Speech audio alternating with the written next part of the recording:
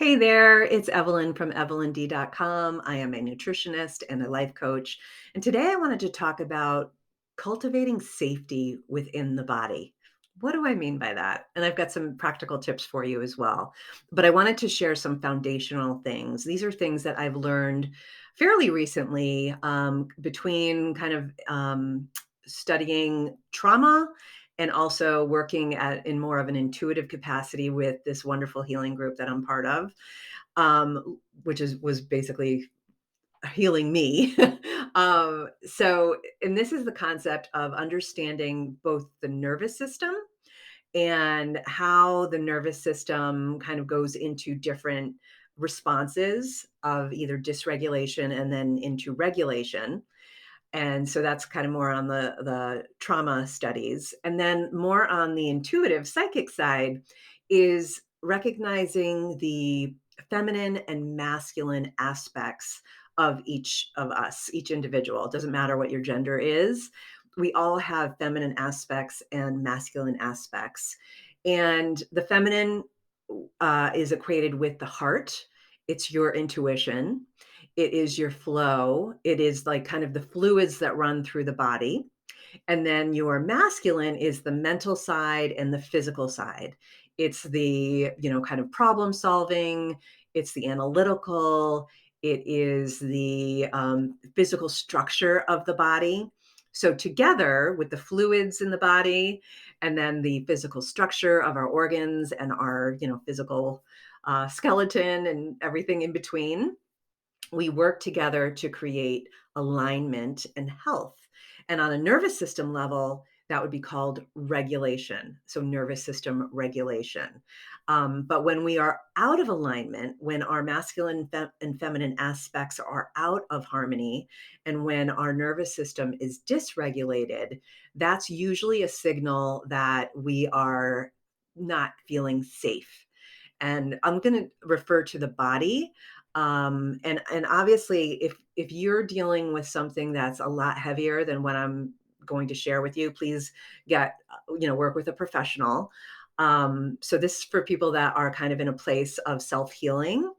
And so I just wanted to put that out there, because a lot of times when we bump back into, or we start to reconnect with old buried emotions that are in the body that create that dysregulation, it can be intense depending on how heavy the perception of the trauma or the experience that one went through is.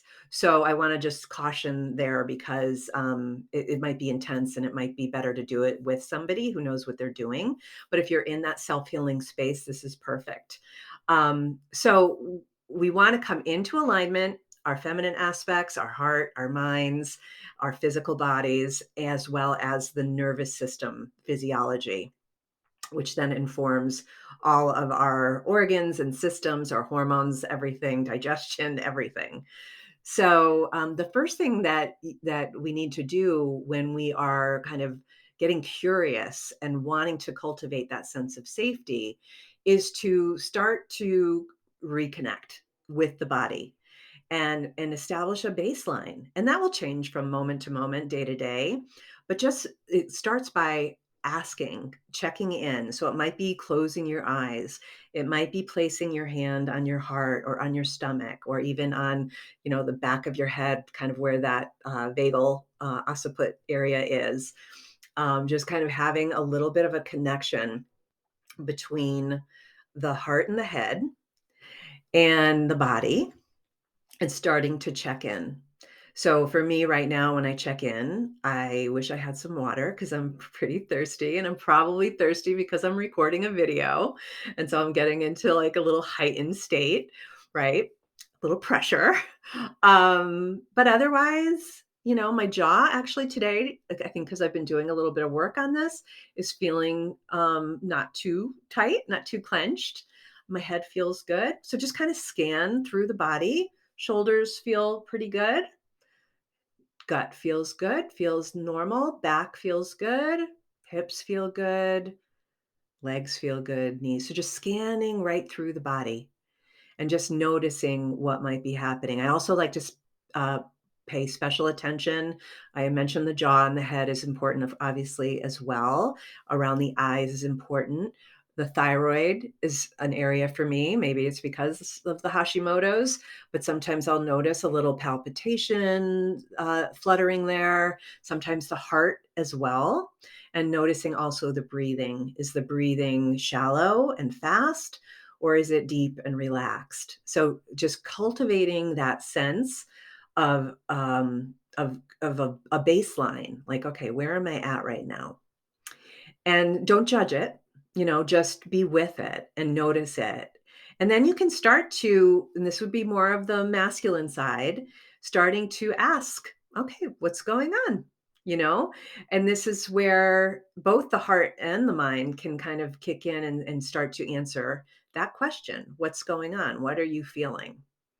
And see what comes. I think it's important for us to not only think about what comes, but to feel what comes, what answers are coming up for you. And see what comes and be patient because you might not get the right answer or the deeper answer right away, but just sit and listen and see what comes. And you can notice here, like, okay, am I at a place now where I can maybe deepen my breath? And if the answer is like, yeah, I think that would feel really good, then start to deepen the breath. Now, when I'm talking about deepening the breath, I don't mean a forced breath where we're like, okay, I'm going to hold my breath for 20 seconds and just like expand it out. But just starting very gently to expand. And I like to expand out into the back body, not just down into the belly. We'll get to the belly, but first start to just expand out through the lungs, the diaphragm, and the back of the body, bringing the breath down there. And then maybe exhale, and then seeing if you want to go a little bit deeper, a little bit lower into the viscera, like the intestine area, and expanding that out, maybe hitting the liver there, and then maybe a little bit lower into the lower intestines, maybe into the lower part of the body, the ovarian, if you're a lady area, down into the hips, and then slowing down the breath and just deepening it and just noticing and listening to what's coming up. And that's a great way to create safety and also just to bring your nervous system into more of a regulated state. So you'll notice that your heart rate will start to go down maybe in a good way if it was heightened a little bit. And you might just start to feel a little bit more relaxed and a little bit more connected to your body. Another thing that I like to do, and I do this when I'm doing yoga, teaching yoga, and even when I'm laying down in bed and happen to be awake when I don't want to be awake, I don't resist that wakefulness. I use it. So I'll put one hand on my heart. Sometimes I'll put the other hand right on top of that one, or I'll just see where this hand wants to go. So sometimes it wants to go to my belly. Sometimes it wants to go to my head. Sometimes it wants to be on my hip.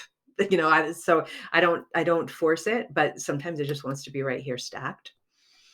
And it's this kind of high heart area that helps to bring in more of that intuitive heart consciousness and less of the overthinking mind that might be busy when we're trying to sleep. So just cultivating more of that connection to the heart.